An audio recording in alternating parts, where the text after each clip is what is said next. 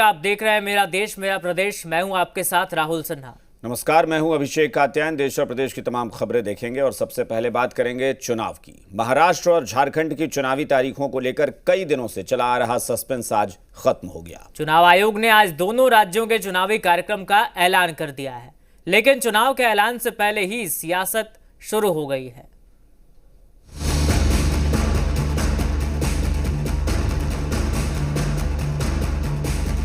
And date of poll in Maharashtra would be 20th 11. Counting would be on 23rd 11/24. Date of poll would be 13th November and 20th November, both Wednesdays.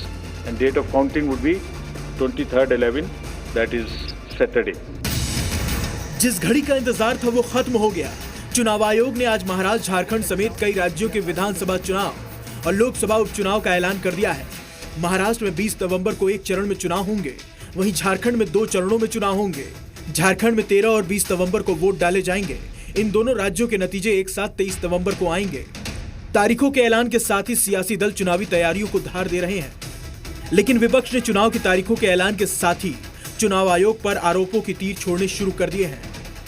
हम चुनाव आयोग से इतनी अपेक्षा करते हैं कि आप इस राज्य का चुनाव हरियाणा जैसा मत करिए। हरियाणा में जो हुआ है पूरी देश की जनता देख रही है। वहीं हरियाणा के नतीजों से बीजेपी का जोश हाई है। अब वो महाराष्ट्र और झारखंड में कमल खिलाने का दावा कर रही है और साथ ही बीजेपी के सुर में सुर मिला रहे हैं। इस बार जनता सबक सिखाएगी। एनडीए की पूर्ण बहुमत की सरकार झारखंड में बनने जा रही है।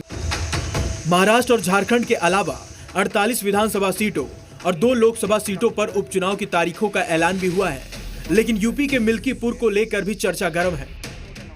चुनाव आयोग की निष्पक्षता पे लगातार सवाल उठ रहे हैं और सवालों का जवाब चुनाव आयोग को देना पड़ेगा कि मिल्कीपुर सीट पे चुनाव क्यों नहीं कराया जा रहा है और कानपुर की सीट पे चुनाव क्यों कराया जा रहा है। यूपी की सिर्फ 9 सीटों पर ही तारीखों का ऐलान हुआ है, मगर मिल्कीपुर पर सस्पेंस अभी भी बरकरार है। हालांकि मिल्कीपुर सीट का मामला कोर्ट में होने की वजह से तारीखों पर ब्रेक लगा है।